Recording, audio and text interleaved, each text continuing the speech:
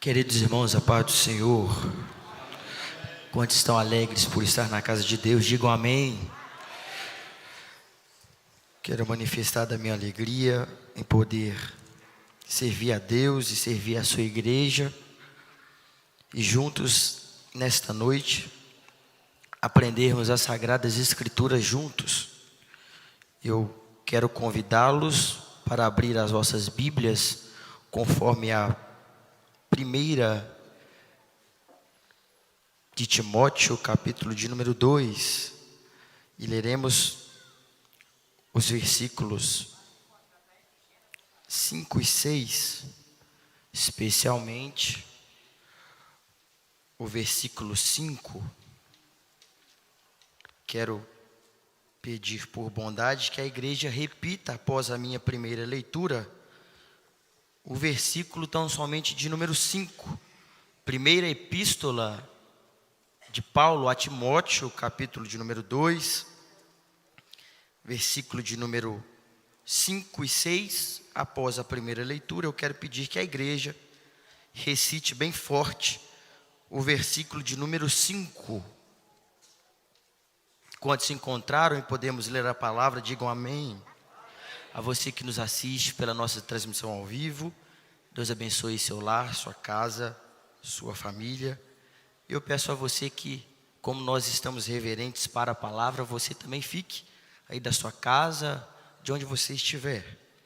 Diz a palavra de Deus: porquanto há um só Deus e um só mediador entre Deus e os homens, Cristo Jesus, homem, o qual a si mesmo se deu em resgate por todos, testemunho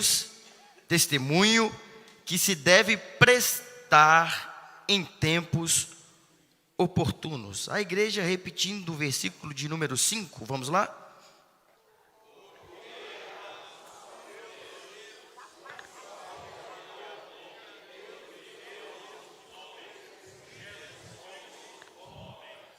Parece que foi impressão minha, só os obreiros leram, né? Vamos ler toda a igreja bem forte, no 3, o versículo 5, 1, 2, 3,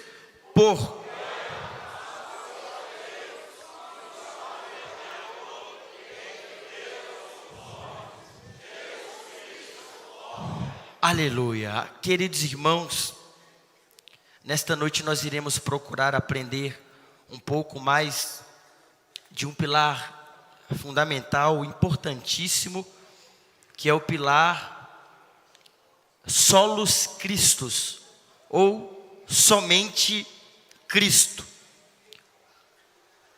Mas antes de adentrar detidamente neste tema, eu quero procurar com os irmãos voltar um pouco na história da igreja, para que nós compreendamos as verdades de por que Martinho Lutero, com as suas 95 teses afixadas na igreja de Wittenberg em 1517, revoltou-se contra todo o sistema religioso papal da igreja católica, e a partir de todos os estudos dessas 95 teses, chegamos a estes 5 solas. Nós já aprendemos o primeiro, que é somente as Escrituras. Já fora pregado aqui no culto de terça passada, do pilar de soli Deu glória, somente a Deus a glória. Hoje nós iremos aprender o solus Christo, somente Cristo. E na última terça-feira do mês vamos aprender sobre os últimos 2 pilares, somente a graça e somente a fé. Queridos irmãos, companheiros, igrejas do Senhor Jesus Cristo, nós precisamos entender de forma muito clara e objetiva de que a igreja do Senhor Jesus Cristo, a igreja primitiva, ela se dá a partir da descida do Espírito Santo, registrada em Atos dos Apóstolos, capítulo de número 2. Nesse sentido, nós percebemos que a partir da operação do Espírito Santo, por cerca daqueles 120 irmãos reunidos no cenáculo, originou-se em muitas outras pessoas, homens, mulheres, que vieram a se acrescentar a igreja do Senhor Jesus Cristo. Obviamente, conforme Atos capítulo 2 e versículo 47, irmãos, homens e mulheres, que Deus aprove os salvar. É interessante, preciso dizer à igreja, que a igreja primitiva, a igreja de Atos dos Apóstolos capítulo 2, é uma igreja que emerge, é uma igreja que nasce a partir de um contexto muito pesado, de um contexto muito devassalador, um contexto de perseguição muito grande. A perseguição era religiosa, a perseguição era jurídica e a perseguição também era política. Perceba, a igreja nasce em uma multidão de perseguição que ocorria em todas as esferas sociais.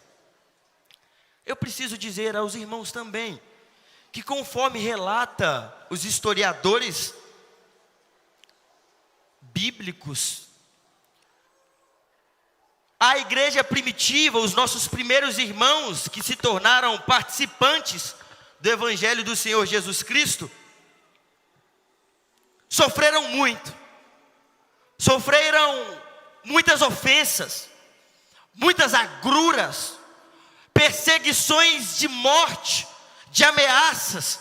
Os irmãos se lembram do nosso estimado servo de Deus, Paulo, que antes de se converter aos do caminho, antes de se converter ao Evangelho, era um perseguidor ferrenho da igreja.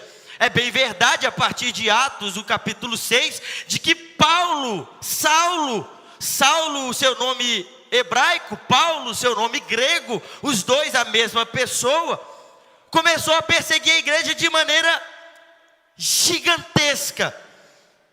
E queridos, estes irmãos que aceitaram o Evangelho em primeiro lugar na igreja,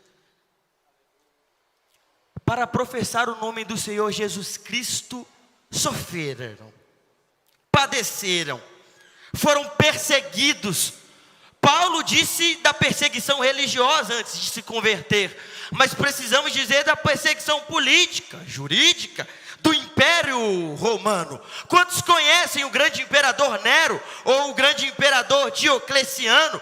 Os principais imperadores que ameaçaram, que mataram, que perseguiram o povo de Deus. Os irmãos já devem ter ouvido a história, que nesse período, destes imperadores Nero, Diocleciano, os homens e mulheres de Deus que aceitaram a Cristo, eram jogados em praça pública para serem queimados. Sabe por quê?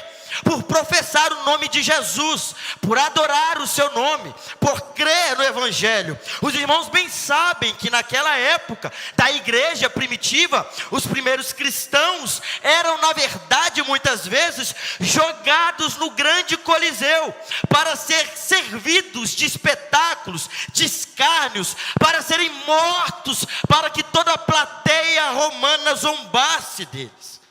Os cristãos, os primeiros, sofriam totalmente pelas suas vidas, por unicamente dizer que Jesus Cristo é o nosso Salvador.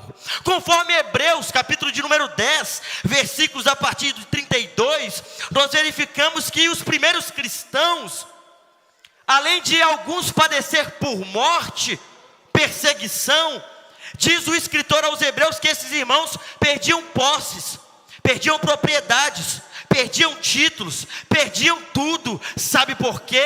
Por causa do nome do Senhor Jesus Cristo. Eu quero repetir à igreja, estes nossos irmãos da igreja primitiva, estes nossos irmãos da igreja que se fundou após a ascensão de Jesus Cristo aos céus e a descida do Espírito Santo, sofreram dolorosas perseguições pelo nome do Senhor Jesus Cristo. E é lindo pensar, queridos irmãos, é belo pensar, querida igreja, que a igreja nasce sob perseguição. A igreja se desenvolve sob perseguição. E a igreja ela não é alicerçada em Pedro. A igreja muito menos é alicerçada em João. A igreja não foi edificada em Paulo. A igreja foi edificada sobre uma pedra, a pedra angular, a pedra de esquina. Que pedra é esta, irmão Paulo, pastor Paulo? Jesus Cristo. É preciso dizer à igreja que perseguição não pode parar a igreja. Perseguição não pode estancar a igreja. Perseguição não mata a igreja. Perseguição não acaba com a igreja. Perseguição, na verdade, propulsiona a igreja a anunciar o evangelho do nosso Senhor e Salvador Jesus Cristo. Irmão, eu quero dizer algo para nós nesta noite. Nós estamos em pleno século 21 e estamos com variedades de rumores de guerras, variedades de perseguições por aí, mas eu quero dizer uma mensagem para nós. Deus não nos deu espírito de covardia. Então, portanto, nós não precisamos temer, nós não precisamos ficar com medo, nós não podemos nos amedrontar, porque a igreja, a igreja de Cristo, nós fomos edificados em Cristo, e está escrito que as portas do inferno não prevalecerão contra a igreja de Cristo. Eu quero perguntar onde está a igreja de Cristo. Eu quero saber onde está a igreja do Senhor e Salvador Jesus Cristo. Você que levantou a mão, fique certo: a perseguição não vai te matar, a perseguição não vai nos parar, a perseguição não vai nos amedrontar, porque conosco está o general de guerra, conosco está o dono da igreja, conosco está o juiz dos juízes, Jesus Cristo. Amados, um dado histórico para pensarmos: a igreja nasce, evangelista José Ferreira, a partir de 120 irmãos. E eu fiz uma rápida pesquisa hoje. Hoje a igreja protestante são mais de 900 milhões de seres humanos. Isto porque, pelo nome de Cristo, porque estamos de pé por causa de Cristo, porque a igreja está sobrevivendo por causa unicamente de Cristo. Nesse sentido, meus irmãos, eu quero dizer a todos vocês que começa-se uma contagem a partir da ascensão de Jesus Cristo. Por isso que todos nós, quando estudamos, verificamos uma abreviação assim: DC e AC, antes de Cristo, depois de Cristo. 300 anos depois de Cristo, 3 séculos depois da ascensão de Cristo, literalmente, ser cristão não tinha nenhum benefício. Ser cristão não tinha nenhuma vantagem. Ser cristão não tinha nenhum privilégio. Ser cristão não tinha nada, humanamente falando, a nós que valeria a pena, irmão Luzimar. Porque até aquele momento, até 300 depois de Cristo, os cristãos só eram perseguidos. Mas a partir do ano 303, há um edito chamado Edito de Milão, redigido pelo imperador Constantino, em que torna o cristianismo uma religião legal. Ou isto é, a igreja a partir de 303, irmã Aparecida, poderia falar, cultuar, congregar livremente, de maneira pública. Isso seria livre, isso seria totalmente possível. Mas é a partir do ano 380 depois de Cristo, com o imperador Teodósio, que é um edito chamado Edito de Tessalônica. Percebam, a partir do Edito de Tessalônica, ali, a igreja, ou a religião da igreja, o cristianismo, passa a ser a religião oficial do Império Romano. Perceba, 300 e tantos anos de pura perseguição. Agora, depois de 380, agora é religião oficial. Amados, é nesse momento da história que a igreja começa a se modificar.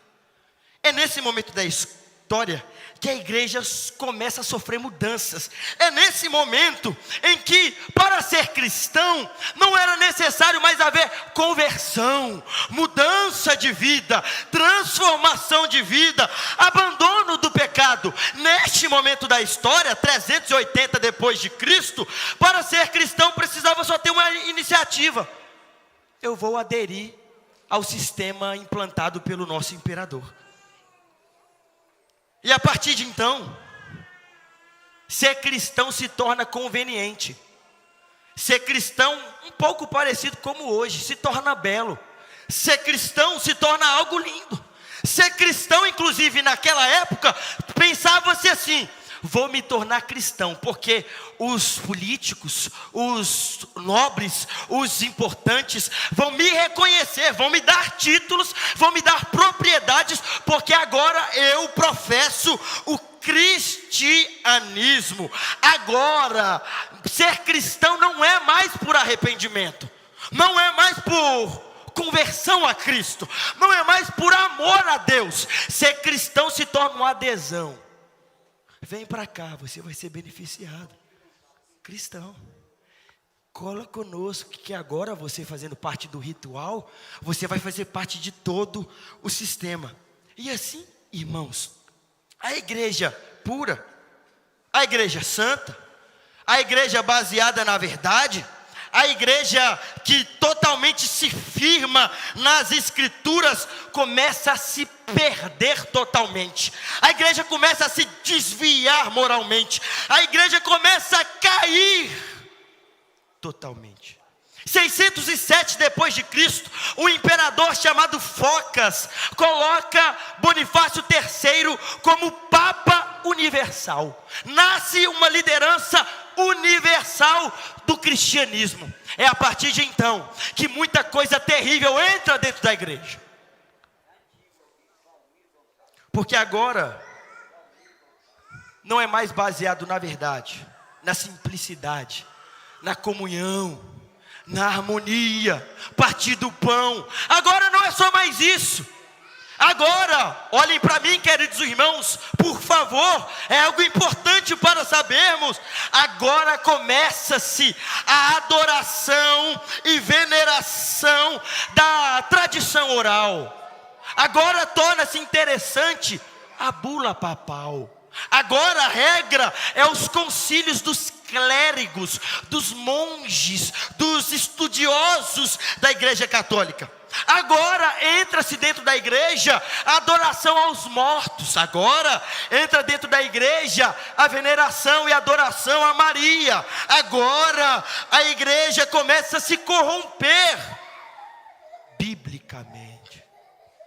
Agora, nesse período da história, começa-se a vender objetos sagrados, itens sagrados, itens para alcançar vantagens financeiras, sob o discurso de que se você comprar, de se você contribuir, você será perdoado, você vai morar no céu, você vai alcançar o perdão de Deus. Compra isso, compra aquilo outro, que você alcançará a graça do Senhor. E não parece que hoje estamos vivendo uns dias parecidos? Compra travesseiro disso, compre óleo daquilo, compre vestido assim, compre a caneta, compre o papel, compre uma Bíblia da fala do fulano de tal, que você será abençoado.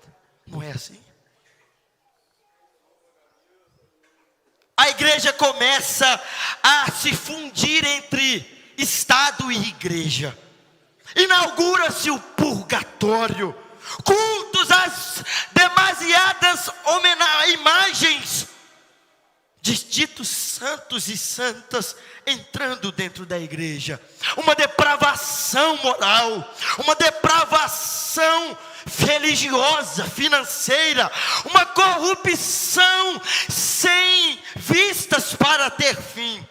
Esse período, o período que eu cito, isto é, dos séculos especialmente 5 a 15, entre o 500 depois de Cristo a 1500, nós conhecemos esse período como período da Idade Medieval, período da Idade Média, período da Idade das trevas. O período, queridos irmãos, era muito escuro.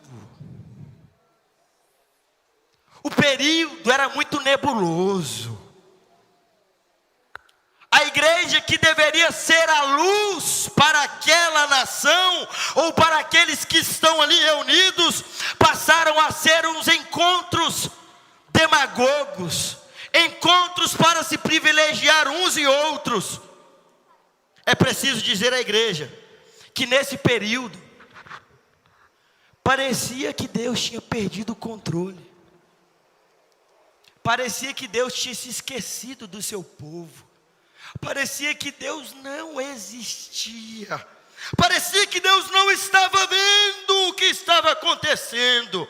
Antes de Martinho Lutero nascer, mais ou menos 150 anos antes, houve-se um homem chamado John Wycliffe.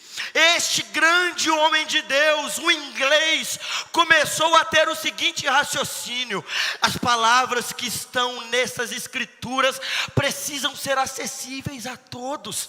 As palavras da escritura sagrada têm que ser de acessibilidade a todos. Ora, vou traduzir a Bíblia para o inglês.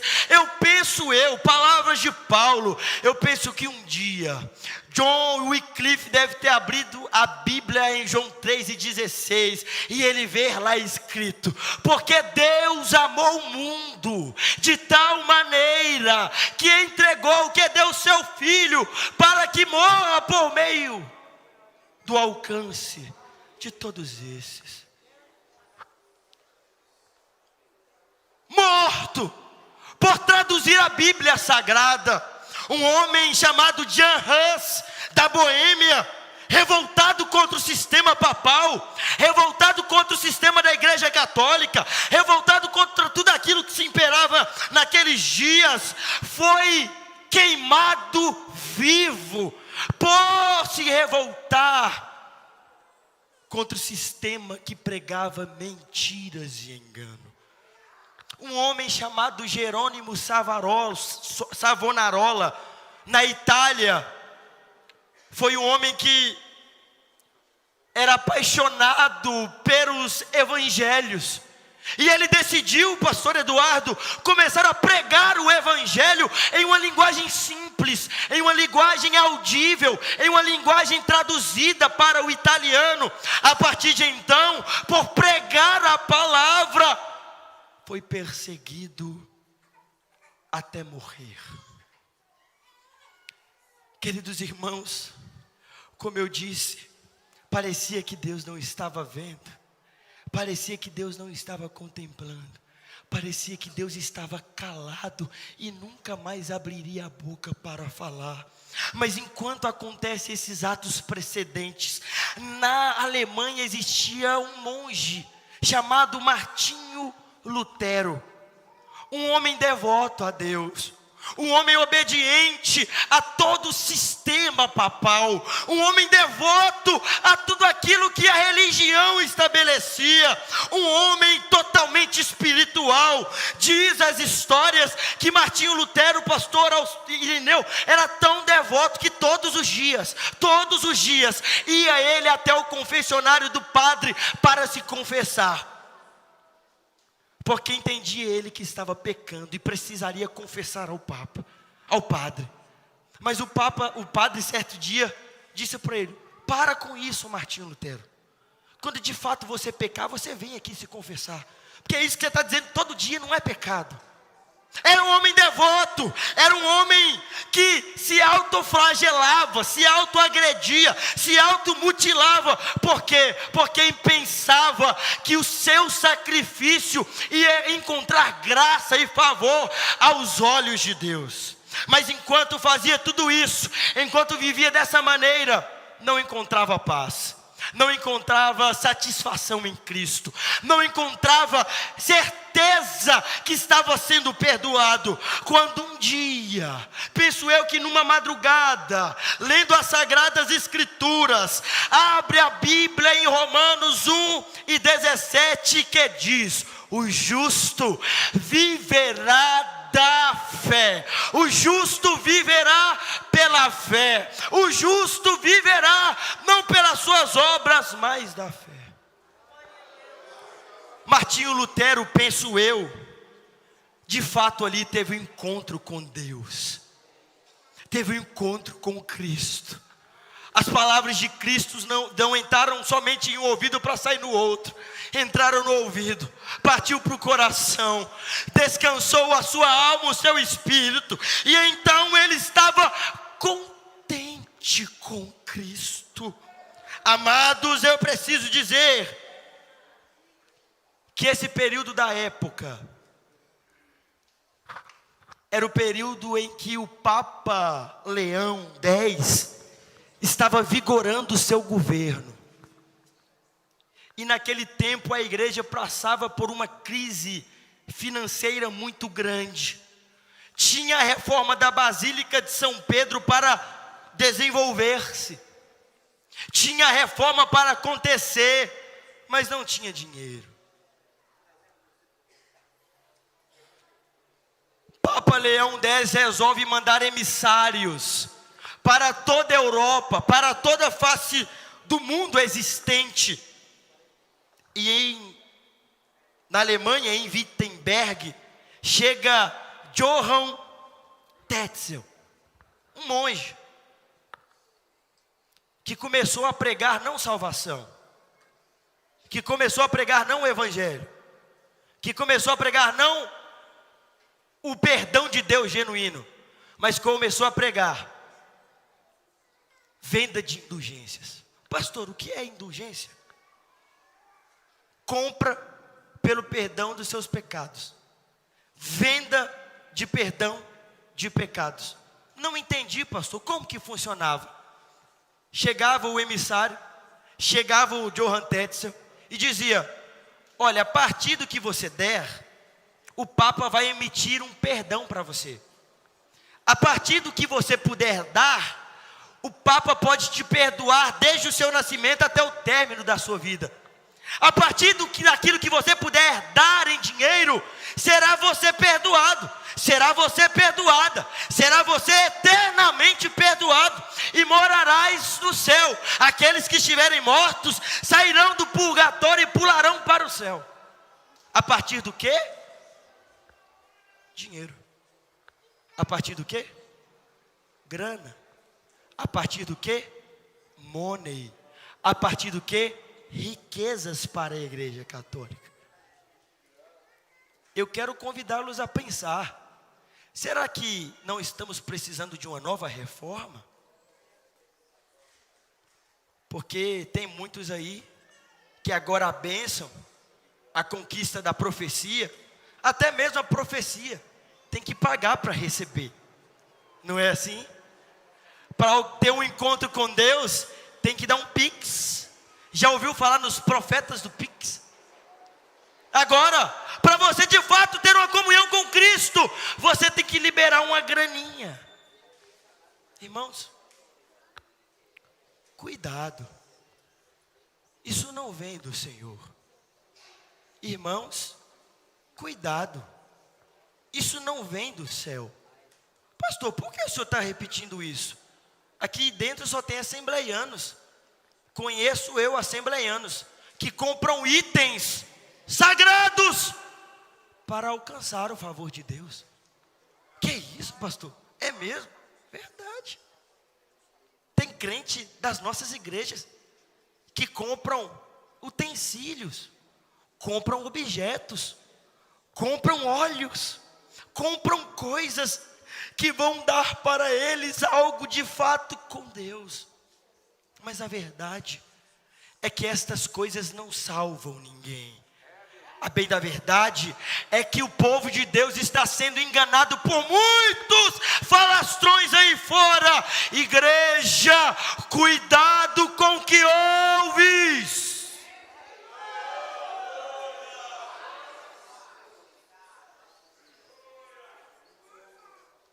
Irmão, tem gente brincando com a sua fé aí fora. E você, por não orar, por não ler a Bíblia, por não cultuar em uma igreja séria, está sendo enganado. Cuidado, irmão. Cuidado, igreja. Irmãos, olhem bem fictamente para mim. Cuidado. Deus não depende de dinheiro de seu ninguém para te salvar, para te abençoar, para te prosperar, porque na verdade não foi você que escolheu a Ele, Ele te escolheu primeiro. Amados, queridos irmãos, é nesse contexto que Martinho Lutero cresce de revolta, de angústia, de tanto escárnio do sistema da igreja para com os fiéis. No dia 31 de outubro, estrategicamente, ele vai até a igreja de Wittenberg e cola 95 teses. Pastor, essas 95 teses, todas elas falavam de algo bíblico? Não. Mas a bem da verdade é que o resumo, o cerne de cada uma delas se afixava em 5 solas, ou 5 somentes.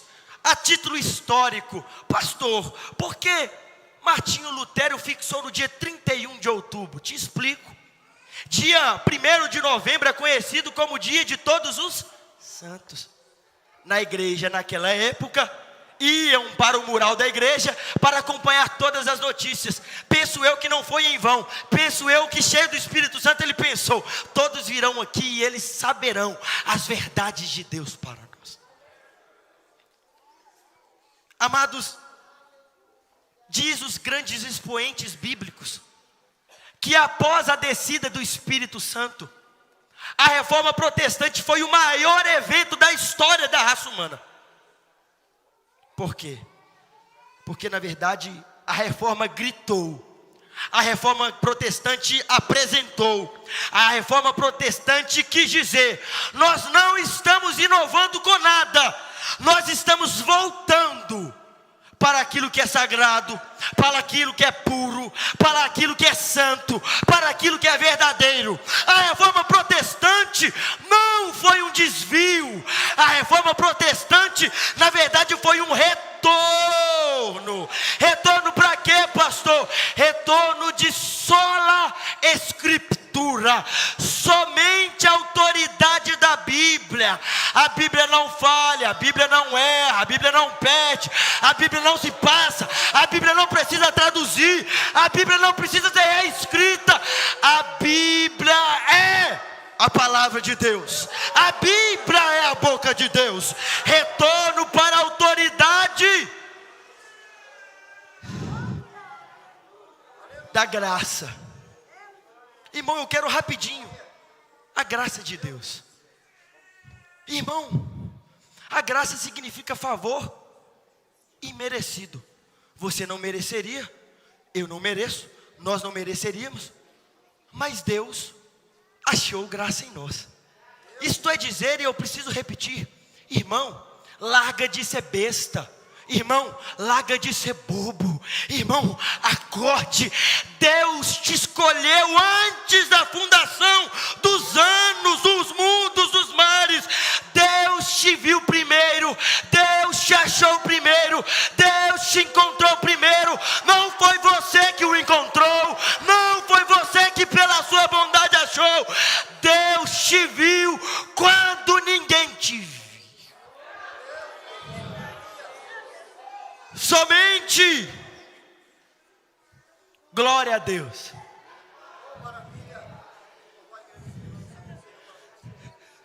Não é glória ao Papa, não é glória a Maria, não é glória a São Pedro, a São Paulo, a São isso, a São aquilo. Porque diz o texto bíblico que o Deus Criador não divide a sua glória com ninguém. Porque se Ele cria, Ele não é criado. Se Ele é o Criador, não foi Ele que foi feito. Ele é antes, então a Ele seja a glória, a Ele seja o louvor, a Ele seja a honra, a glória, para sempre, para sempre. Se você não quiser, Ele merece glória. Se você não adorar, Ele merece glória. Porque a Ele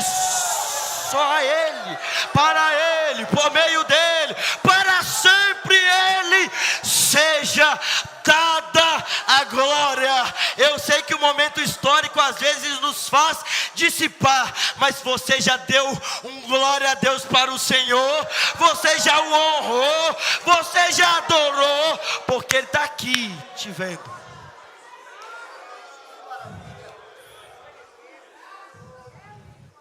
Somente pela fé,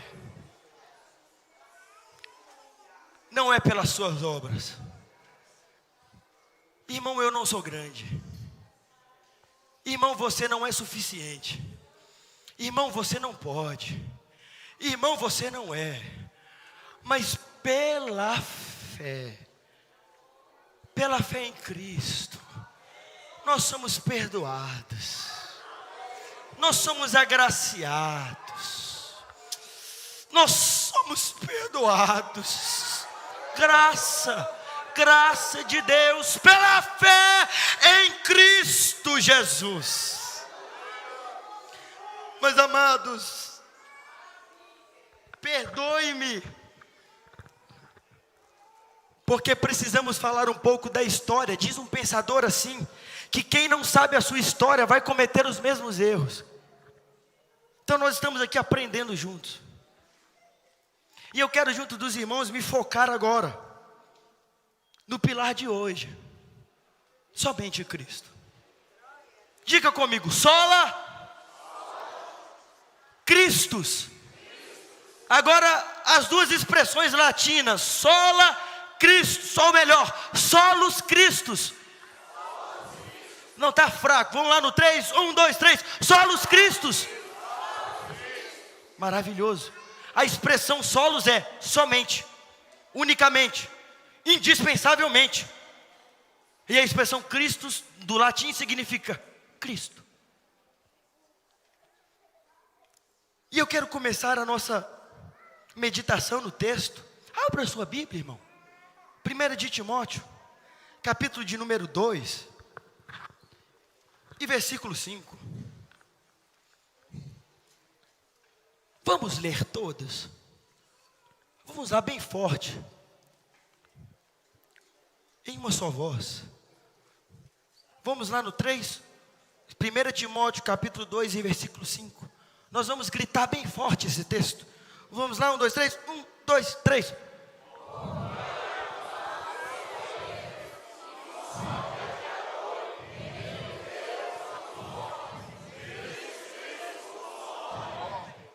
Irmão, o texto é muito claro, você entende?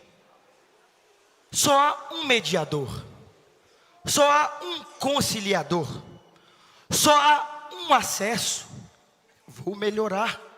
Só há uma ponte, somente há um que alcança Deus e os homens. Somente um pode linkar Deus e os homens.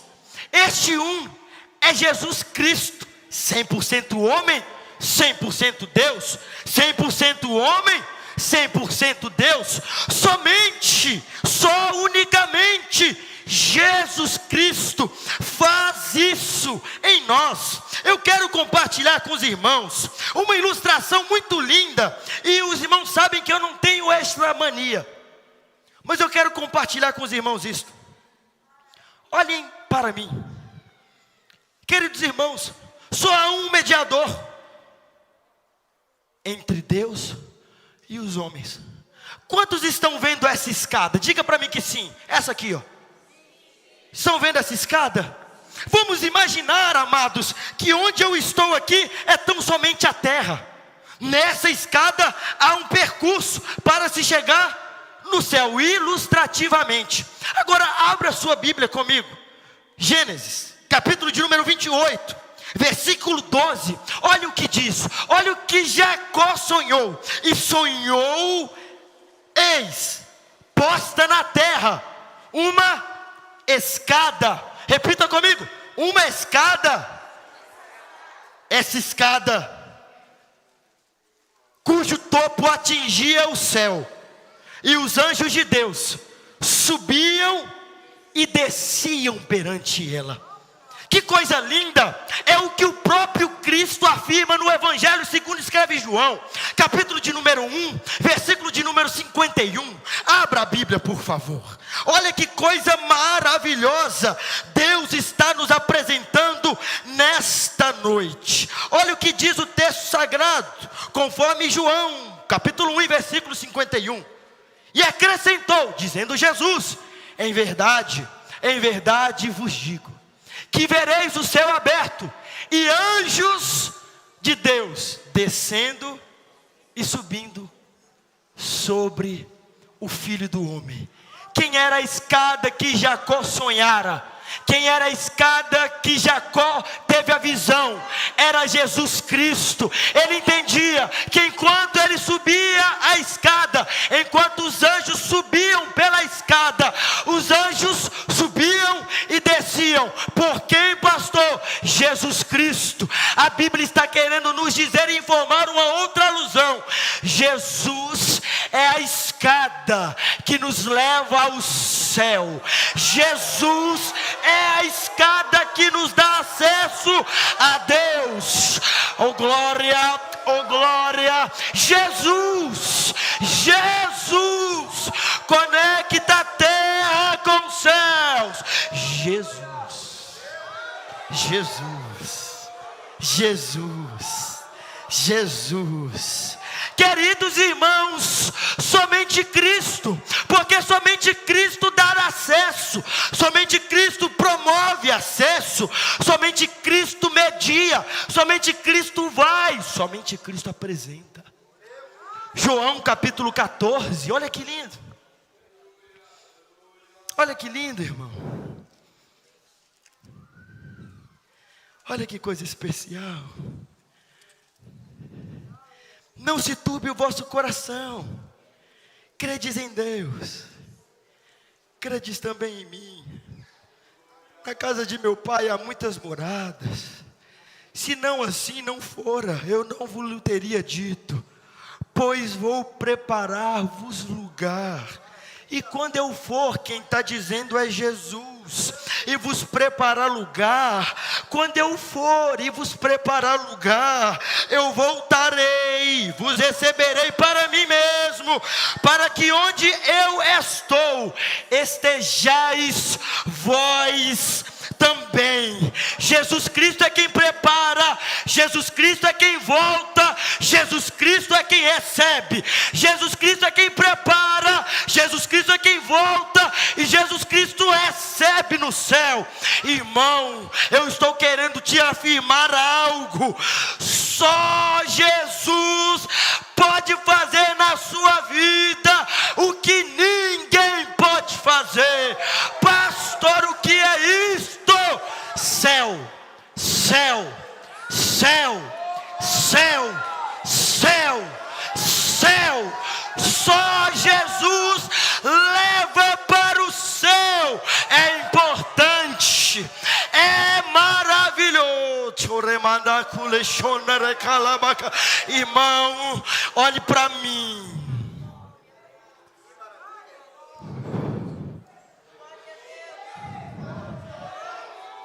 Queridos irmãos, não é à toa que o próprio Cristo, conforme João capítulo 14, versículo 6, ele diz: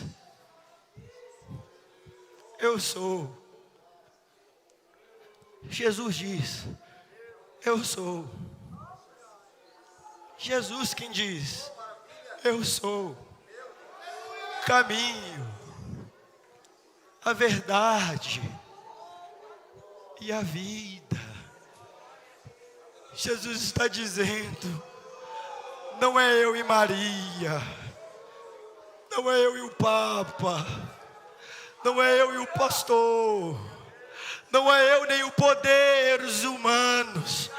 Só eu sou o caminho, a verdade e a vida. Somente Cristo, somente Cristo, somente Cristo, somente Cristo, somente Cristo, somente Cristo, somente Cristo.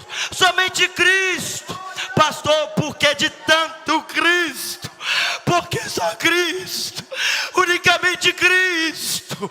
Irmão, Jesus Cristo já fez tudo. Creia no Cristo, obedeça ao Cristo, tenha fé em Cristo, obedeça a Cristo. Por quê? Porque ninguém vai ao Pai senão por Cristo.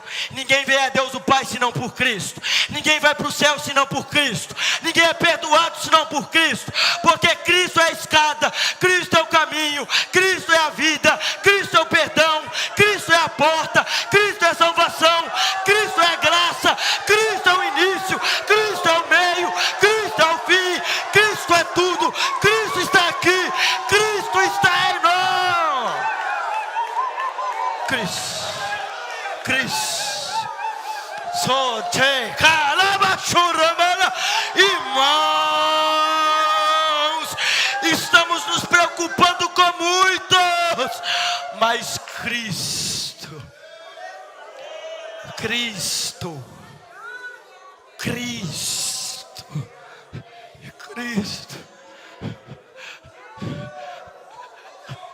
Você canta um louvor, não fala de Cristo, você chora.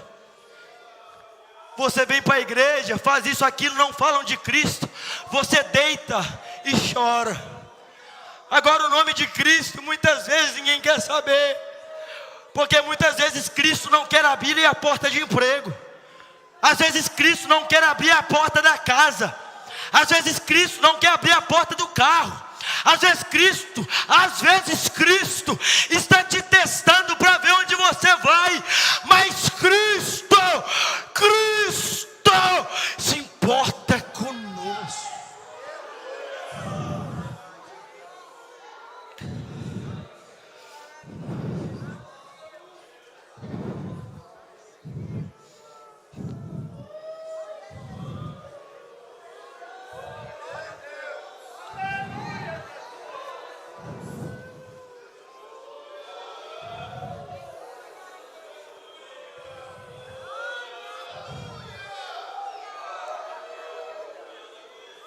Irmão, se Cristo não é suficiente para você, o que você quer mais?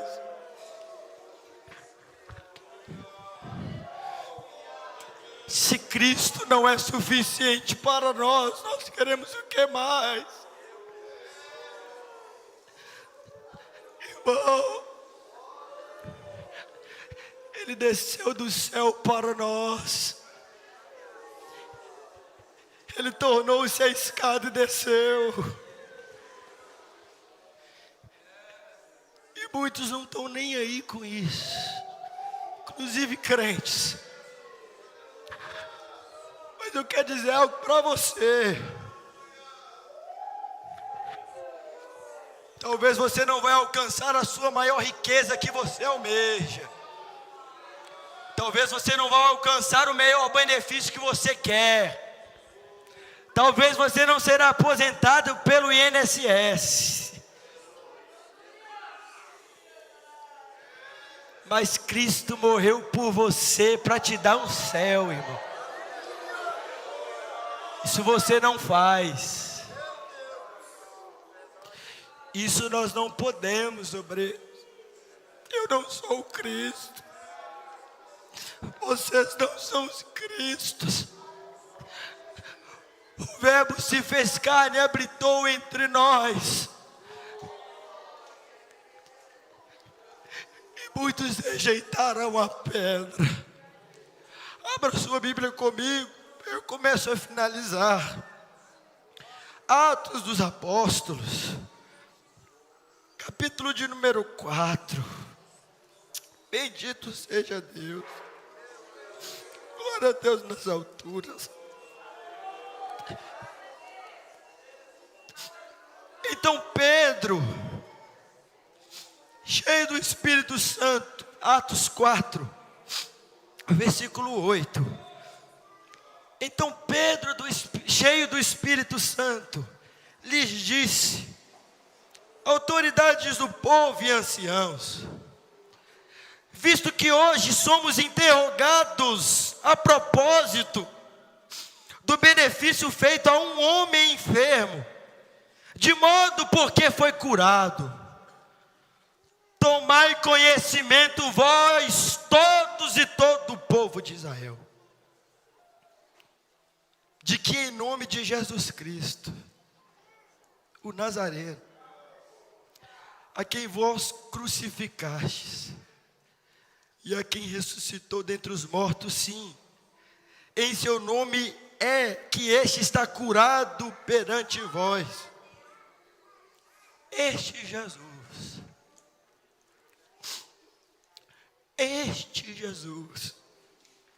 é a pedra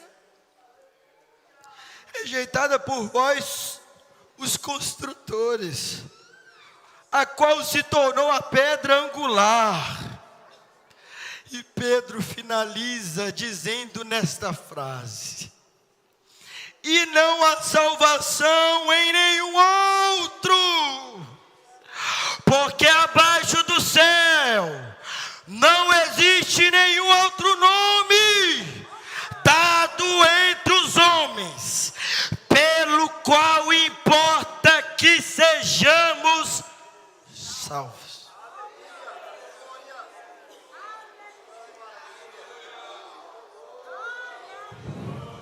Irmão, eu digo diante de todos aqui nesta noite, que se Jesus voltar agora para mim, eu estou com Cristo. Não digo para desmerecer ou melhorar a ninguém, mas porque reconheço que de pedra eu não tenho nada. Na verdade, entendo eu que sou meramente um pó, mas reconheço que o Cristo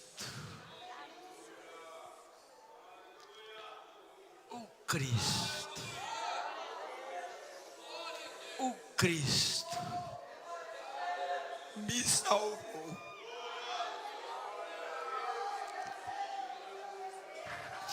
Irmão,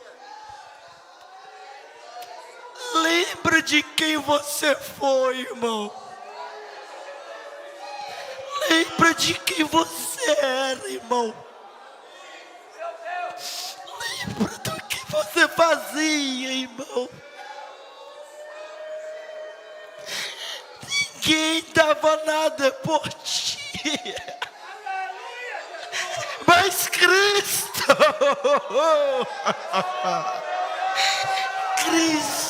escolheu você. Você, obreiro, te escolheu, pastores, te escolheu, irmã, te escolheu, irmão. Cristo é o suficiente. Cristo é o nosso pastor. Cristo, somente Cristo.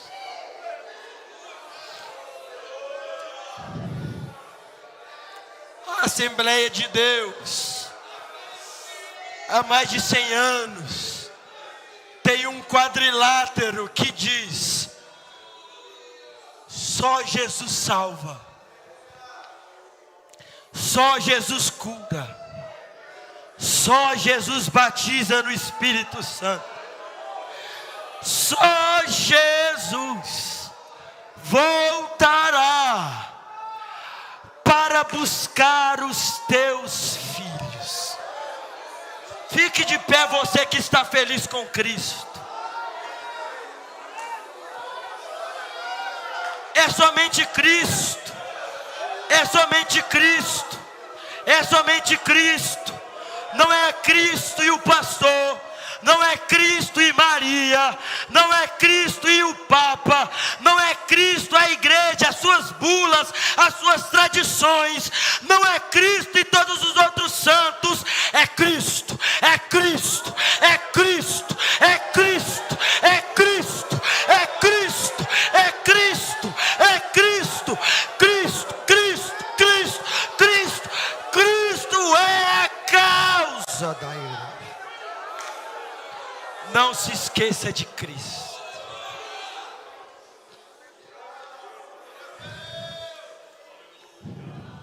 Eu quero perguntar nesta noite se é uma alma para Cristo.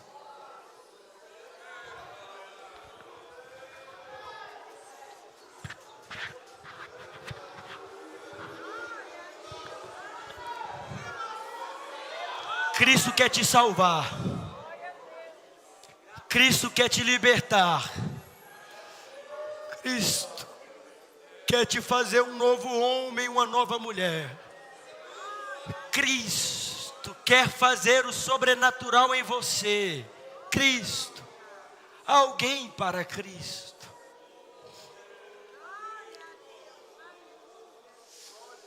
Alguém para Cristo. Alguém para Cristo. Alguém para Cristo. Alguém que quer aceitar a Cristo.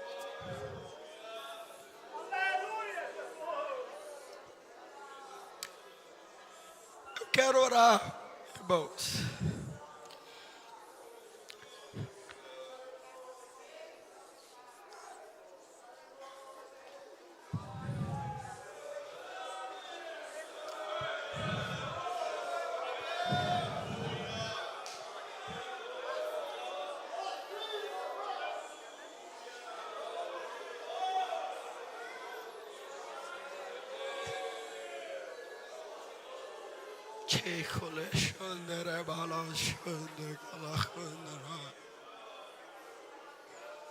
Irmãos, já que estamos só entre crentes,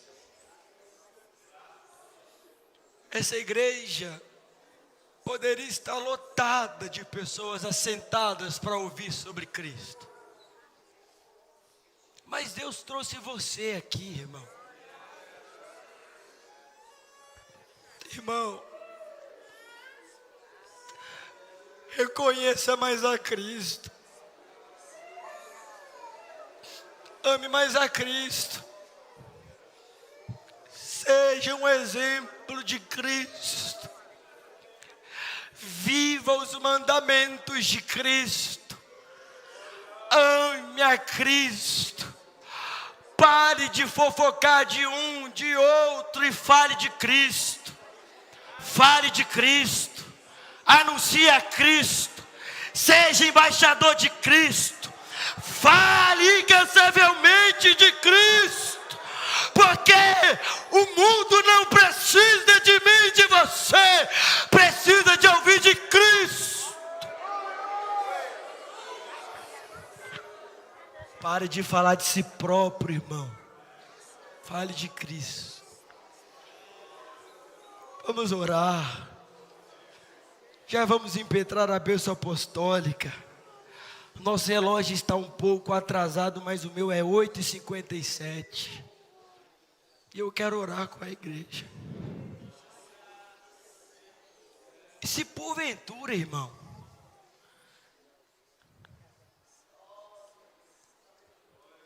você está com algo meio estranho com Cristo, você já é crente, mas precisa de algo, vem aqui à frente que eu vou orar por você agora.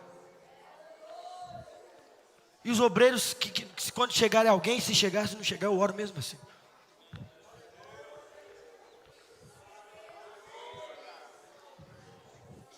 Eu quero orar por crentes aqui. Mas é só quem entende o que foi pregado. E você sabe, tem um irmão aqui. Se você for vir, venha logo. Eu preciso abençoar ele, eu preciso orar por ele. Mas eu quero orar por você. Rápido, eu tenho 2 minutos para orar por todos. Tem uma outra irmã aqui. Isso aqui não é sobre quantidade de que vem aqui à frente. É só quem sabe de fato que está na dependência de Cristo. Tem um irmão que vem aqui à frente que reconhece que Cristo pode curar. Nós vamos orar por ele. E eu tenho fé que Cristo pode fazer. Venha rápido, irmão. Eu não quero demorar, não posso demorar. Rápido, isso aqui é para quem realmente precisa. E só você sabe se você precisa ou não.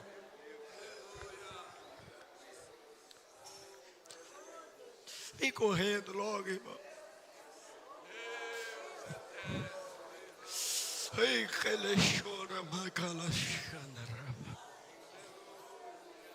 Eu quero pedir à igreja que estenda as mãos aqui à frente. Em nome de Jesus. Me ajudem, pastores. Deus, em teu nome nós estamos aqui. A doutrina desta noite falou sobre o Cristo. O Cristo que salva. O Cristo que cura. O Cristo que faz. O Senhor é o mesmo ontem, hoje, será eternamente. Está nas tuas mãos o teu povo aqui, ó Deus.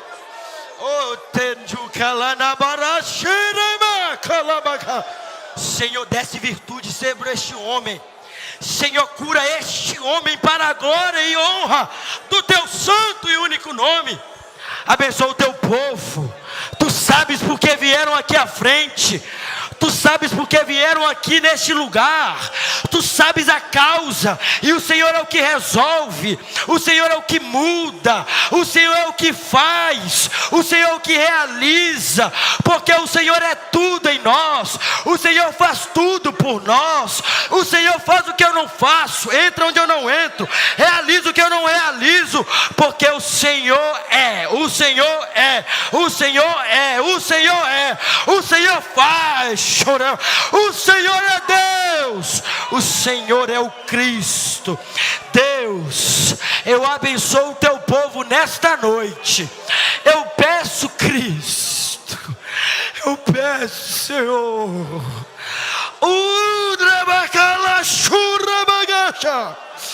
Deus, faça tudo que o Senhor quiser fazer. Nos despeça em paz nesta noite. Abençoe nossas casas, nossos lares. Abençoe a família do teu povo. Que Cristo seja pregado nas casas, andando. Oh, glória a Deus. Que Cristo seja tudo em nós, em todos. É a nossa oração. Se o povo de Deus crê, pode dizer amém. Estendam as mãos, irmão. Qual é o nome dela? Edna. Nós vamos fazer mais um clamor específico pela Edna. Deus sabe o que ela precisa. E nós somos igreja para orar. Levante as suas mãos e ore comigo. Senhor, alcance a Edna. Os médicos, Senhor, não alcançaram o objetivo por 3 vezes. Mas o Senhor é aquele que age. E quando o Senhor age, o Senhor quebra. E quando o Senhor quebra, o Senhor dá visão. E quando o Senhor dá visão, o Senhor ilumina tudo. E quando o Senhor ilumina, tudo se faz novo. Senhor, alcança essa mulher Edna. É a nossa oração. Porque o teu Espírito é o que vai. Em nome de Jesus. Amém. E amém. Que a graça do nosso Salvador e Senhor Jesus Cristo, o amor de Deus, a comunhão e consolação do Espírito Santo, seja sobre toda a igreja.